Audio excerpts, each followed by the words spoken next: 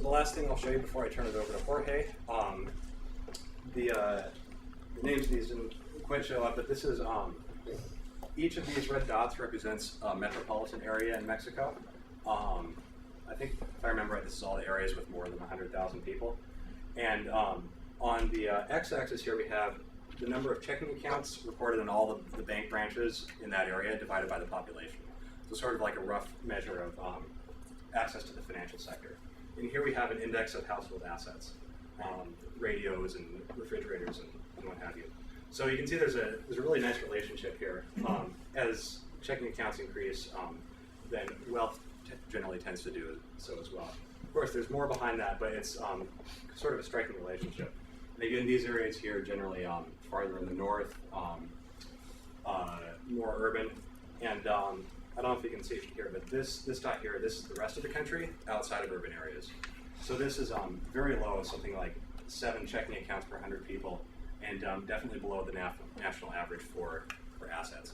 So it's especially areas like these, and urban areas as well too, but like especially rural areas like that are really focused on for microfinance. So I will turn it over to Jorge. Thank you. Well, I think that just to summarize the findings, what we have a lot of motivation facts for doing this research, especially this last figure. If we see heterogeneity or dispersion in the wealth and the urbanity and rural areas in Mexico, well, then what is driving those resources and how microfinance institutions can address or help the households in these poor communities to move forward and increase their welfare conditions, right? So in 2002, 2003,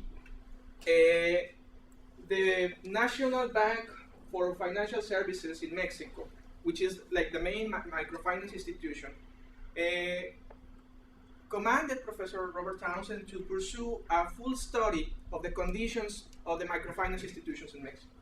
So Bansefi is the main agency for providing help and reliance to poor communities and low-income communities in Mexico. There are other programs that, combined with Bansefi, provide microfinance services to Mexico. So instead of doing an evaluation of Bansefi, what the study was about is, let us evaluate the whole microfinance institutions in Mexico. What the study was about is, let us focus on Bansefi because it's the main provider, and from there, all other branches are born. So what is Bansefi? The main agency for providing microcredit institutions in Mexico. What is the role of Bansefi in Mexico? Well, it's a huge role. As we see those maps, the dispersion in the transaction costs and the possibility of having credit in Mexico are huge because of the mountains, because of the geography, or because of the development. Sometimes you end up not having a financial institution in one community because it's too poor for having an institution there. But at the same time, because they don't have credit or insurance, they cannot develop.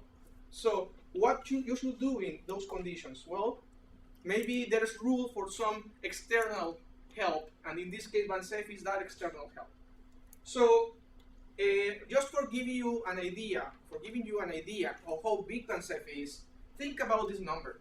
By 2008, they have more than 1 million deposit accounts. And they are only microfinance institutions for poor communities in Mexico. 1 million accounts is bigger than the size of many countries.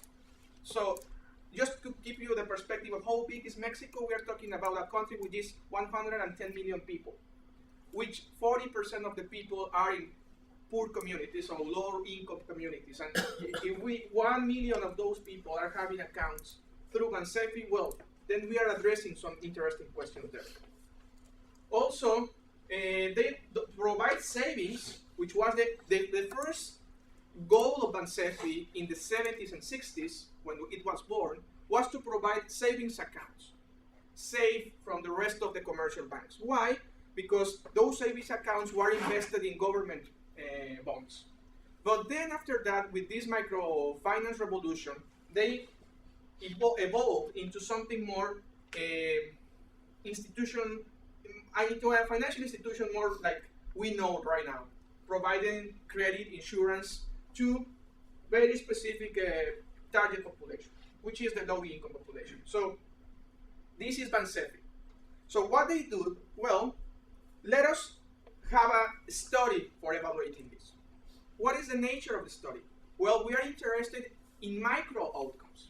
If we are concerned about wealth and well-being, let us study the conditions and how these institutions improve the outcomes of the households.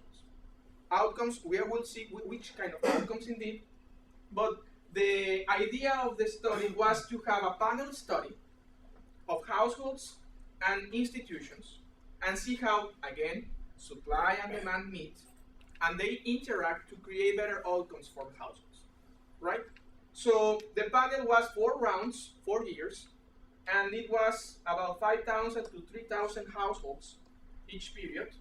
They followed some interesting outcomes in very detail, their assets, their occupational choices, their wealth. And then we have an institutional survey. So we can study what are the differences across branches, what are the differences across villages, and use all these variation, both spatial, in policies, and in outcomes, to study the correlation among themselves.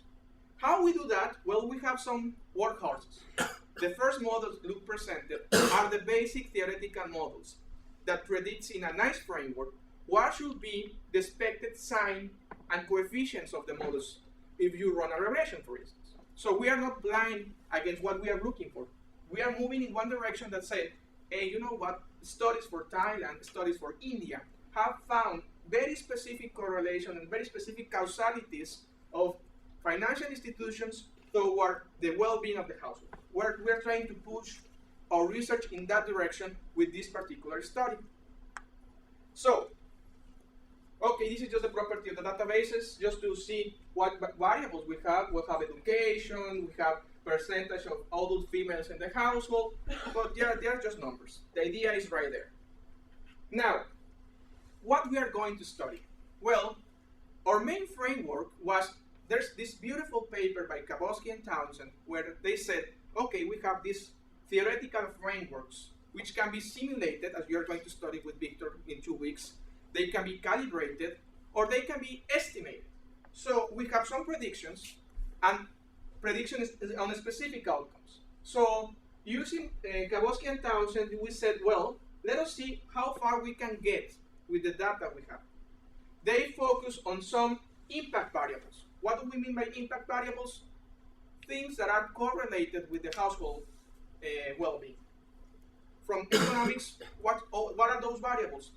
Consumption, durable goods, investment, savings, wealth, and a new variable that we add, which is how variable the consumption is, which is a measure of vulnerability. In theory, we want that consumers have like a smooth consumption. If they face a shock in their income, they want to smooth and they want to insure themselves. If they face those variations in their income or consumption, then the financial system can enter to cover that risk and sharing the risk across the households. So what we basically did was, if this is the framework Kabowski and Townsend had in mind, how far we can reach with our Mexican databases. Well, we identify financial institutions and policies. Why?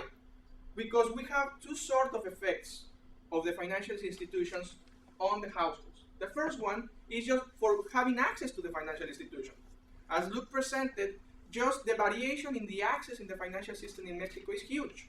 Why? Because of the transaction cost, because of the geography. So the first effect has to do with just having access to the financial system. That can create huge differences in the outcomes of the households.